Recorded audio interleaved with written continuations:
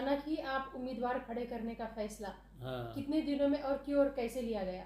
नहीं, लिए गया पहले से। लोग मेरे को कह रहे थे कि भाई कोई पार्टी आपकी ज़रूरत है, पार्टी में रहना है कोई भी में। तो मैं पहले इस कांग्रेस में था, फिर आई कांग्रेस में गया, वहाँ देखा रिस्पांस कुछ नहीं मिलना तैयार है। फिर समाजवादी पार्टी मुलायम सिंह जी की, उसका वाइस प्रेसिडेंट था मैं। मराठवाड़े में उसको लाने वाला मैं ही आदमी था। हाँ, बाद में मैंने टिकट मांगा था अबू आज़मी से खासदार के लिए। जो शहर अध्यक्ष हमारा माने जिसको बनाया था नासिर नादिर शाह, उसको टिकट दे रहे हैं उन्होंने खासदार का इलेक्शन लड़ने के लिए। तो मेरे को टिकट क्यों नहीं दिया गया है? हाँ, क्यों? उसमें सौदेबाजी हुई, अबू आज़मी साहब ने की है। फिर बाद में सेकंड में मैंने आमदार का बोले टिकट देंगे तुमको, बोले आमदार का टिकट नहीं दिए। वही खासदार का नासिर नादिर शाह को आमदार का टिकट दे रहे, जबकि उसको मैंने शहर अध्यक्ष बनाया। तो आप सोचो कि पार्टी को आगे बढ़ाने का काम करते थे अबू आज़मी साहब, क्या सेटलमेंट करना चाहते थे वो। सर, अभी चूंकि आपने बताया कि आप कांग्रेस के पार्श्वभूमि पे रह चुके हैं, तो इसके पहले भी आपने चुनाव के लिए कुछ कोशिशें की होगी? हाँ, किए ना, बता रहा हूँ मैं आपको। एस कांग्रेस से मैं खड़ा था ना, एस कांग्रेस से खड़ा था मैं। फिर ऑल इंडिया जॉइंट सेक्रेटरी बना मैं। बाकी सारी पार्टियों में देख चुका मैंने, टिकट नहीं मिला टिकट। तो अब जब हमको टिकट नहीं मिला, हमारे जैसे लोगों को रहने के बाद में भी, काम करने के बाद में भी, तो कॉमन आदमी को क्या टिकट मिलेगा इलेक्शन लड़ने के लिए? जैसा कि अभी आपने बताया कि आप खासदार पद के लिए भी एक कंटेस्टेंट थे उस जमाने में। हाँ हाँ, तो उसके 88 बारे में। में क्या बातें बताना चाहेंगे आप? अब उस बारे में क्या बोलूँ मैं, सारा पुराना इतिहास है वो।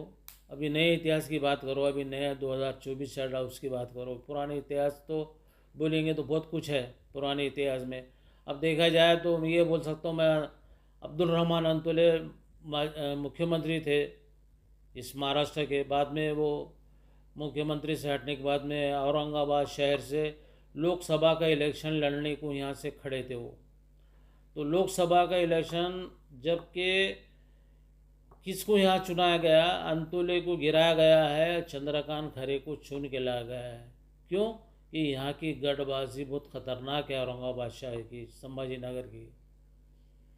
तो अब ये मुसलमान जो आ गए थे खासदार इम्तियाज़ जलील साहब, वो सटनली में आ गए थे। और जो चैलेंज कर रहे थे, दो उंगलियां बिठा के 200% मैं चैलेंज से मैं चुन के आ रहा हूँ करके। तो ईगो कभी भी नहीं चलता है किसी को भी, चाहे वो प्राइम मिनिस्टर हो, चाहे कोई भी हो, या सीएम हो, कोई भी हो, नहीं चलता। पार्टी जनता ने बता दी उनको, तुम कि कहाँ तक तुम्हारी लेवल आ गई करके आखिरी में। चूंकि अभी इलेक्शन के लिए टाइम बहुत कम बचा है, और ऐसे में आपने पहले लॉन्चिंग ना करते हुए, कोई भी पॉलिटिकल पार्टी में ना जाते हुए, बहुत कम समय में खुद की पार्टी लॉन्च करने का जो फैसला लिया है, आपको क्या लगता है कि इतना कम समय आपके लिए काफ़ी है नहीं, उम्मीदवार समय खड़े करने के लिए? उम्मीदवार तो बहुत है आज के दौर में। हर कोई चाहता है कि मैं आमदार का इलेक्शन लड़ूं, ऐसा कोई नहीं चाहता कि नहीं लड़ना चाहता करके। तो जनता की डिमांड है, जनता चाहती है कि नई पार्टी आना चाहिए। पुरानी पार्टी तो सब धोखेबाज हो गई है। तुमको मालूम है कितना दल बदलू चढ़ा है करके इस वक्त, महाराष्ट्र में क्या, सेंटर में क्या, वही है। हाँ? सब पे प्रेशर डालने का और अपने पास बुलाने का है। जिसको भ्रष्टाचार था, जिसके नाम से उसको केसेस होने वाले थे, तो उसको डिप्टी सीएम बना रहे तुम। तो ये क्या राजनीति सही है, लोकशाही सही है? ये लोकशाही नहीं बोलते इसको। लोकशाही किसी को बोला जाता है कि भाई जो जनता के हित में काम हो उसको लोकशाही बोला जाता है।